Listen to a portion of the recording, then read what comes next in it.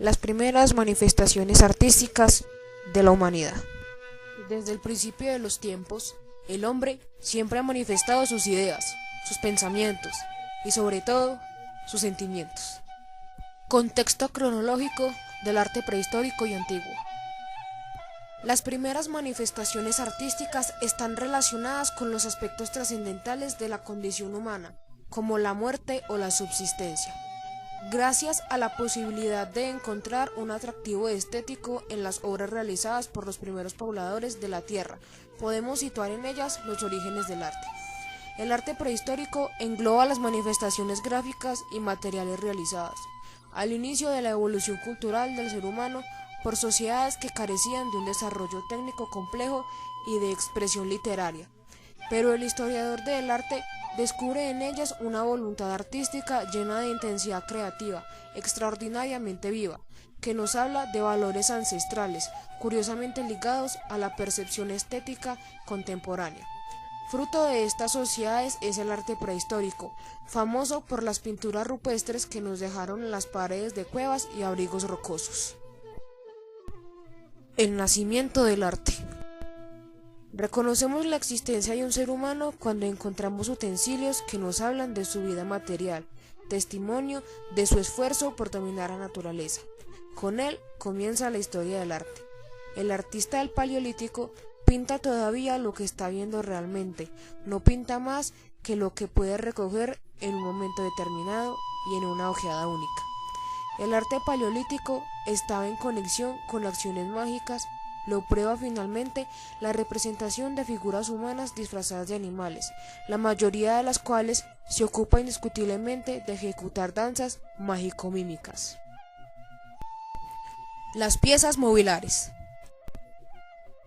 A lo largo de miles de años, los seres humanos trabajaron objetos de sílex, recogían pequeñas piedras y las golpeaban hasta lograr la forma deseada. Por eso, ese periodo de la historia de la humanidad se llama Paleolítico. Obtenían de ese modo hachas, raspadores, punzones o puntas de flecha que revelan una voluntad de perfección técnica. Eran pues objetos útiles, destinados en su mayor parte a tareas de subsistencia. La caza era su forma de vida. Para vivir aprovechaban las cuevas, donde se han encontrado muchos de sus restos. También recogían materiales de formas y colores atractivos, como cristales, minerales, fósiles, que llevaban a sus cuevas como amuletos, o a veces colocaban junto a sus muertos.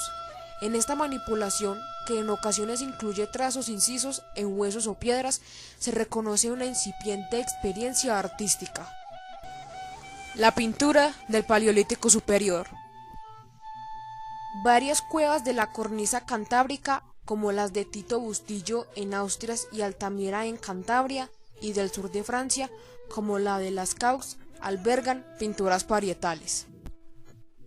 Para obtener los pigmentos se servían de óxido de magnesio, con el que conseguían tonalidades violáceas, óxido de hierro que produce una gama rojo-ocre, carbón y sangre.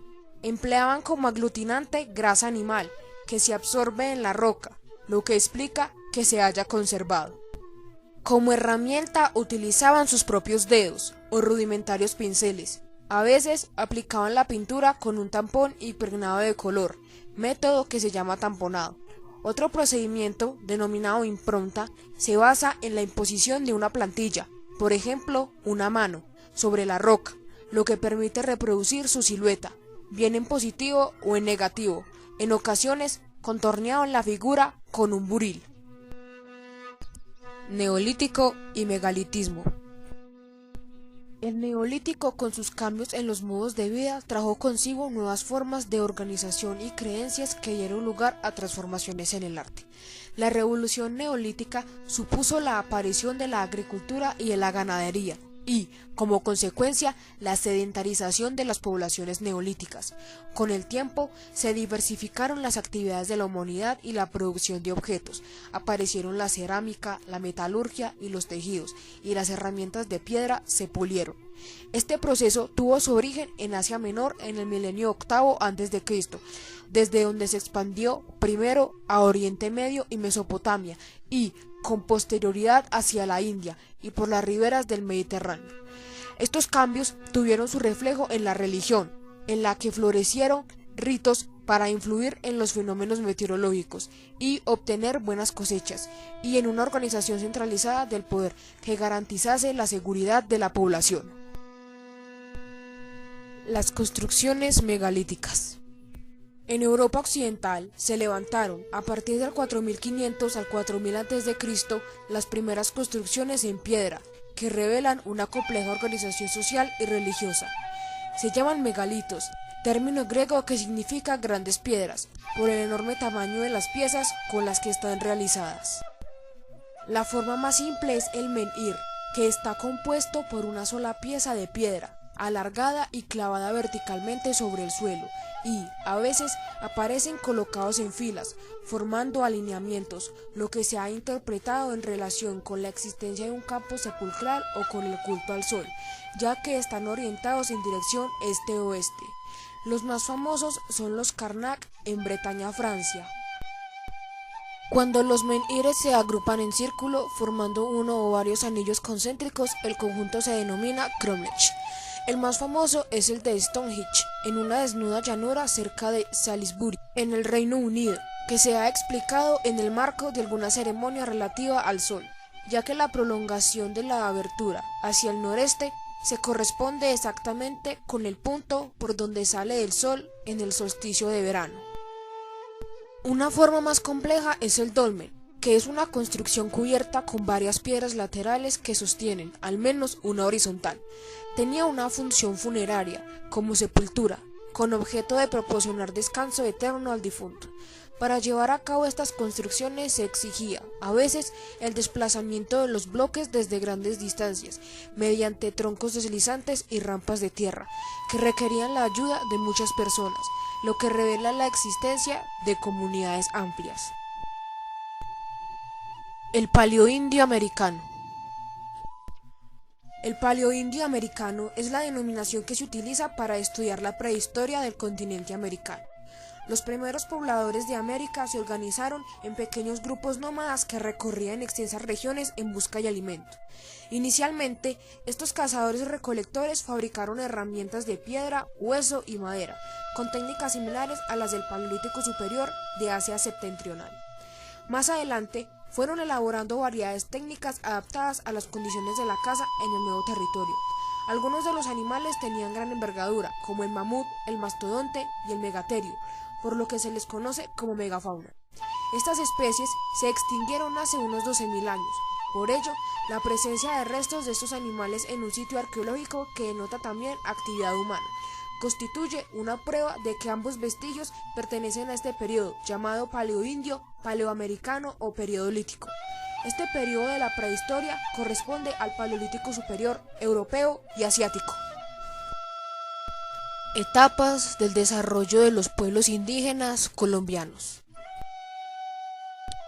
El desarrollo de los grupos indígenas colombianos estuvo condicionado por los sitios de asentamiento, las actividades económicas y la evolución de las sociedades.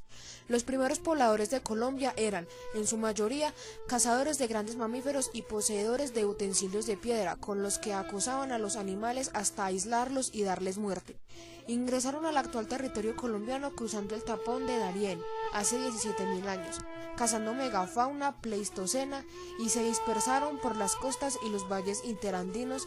De esta forma iniciaron la exploración del territorio y se establecieron a lo largo del litoral de los dos océanos, los valles de los ríos, la selva amazónica y los departamentos del sur del país. Sus actividades económicas básicas eran la caza y la recolección. La cacería se hacía en hordas y el nomadismo era la forma de vida común. No existía el concepto de división del trabajo o de propiedad privada. Las herramientas utilizadas para desarrollar las actividades económicas eran puntas de proyectil, raspadores y cuchillos. Conseguir el alimento diario era la principal preocupación de los primeros pobladores del territorio colombiano. De este tiempo datan los hallazgos arqueológicos más antiguos encontrados en Colombia. Los restos descubiertos en el Abra, cerca de la población de Zipaquirá, tienen entre 8.000 y 10.000 años de antigüedad. En la hacienda de Quendama, aledaña al municipio de Soacha, los restos humanos fueron datados en cerca de 11.000 años de antigüedad. Las etapas de desarrollo experimentadas por los primeros pobladores de Colombia pueden observarse de forma general en el siguiente cuadro. Etapa paleoindio, periodo 15.000 años antes de Cristo a 7.000 años antes de Cristo, actividades económicas, cazadores y recolectores, organización social, tribus nómadas. Etapa arcaico, periodo 7.000 años antes de Cristo a 1.200 años antes de Cristo, actividades económicas, pescadores, recolectores de frutas silvestres e incipientes agricultores, organización social, clanes seminómadas. Etapa formativo inferior, periodo 1.200 años antes de Cristo a 500 años antes de Cristo. Etapa formativo medio, periodo 500 años antes de Cristo a finales del siglo XV. Actividades económicas, agricultores avanzados, maíz, frijol, cacao, yuca, entre otros. Organización social, estados incipientes. Etapa formativo superior, periodo finales del siglo XV, mediados del siglo XVI.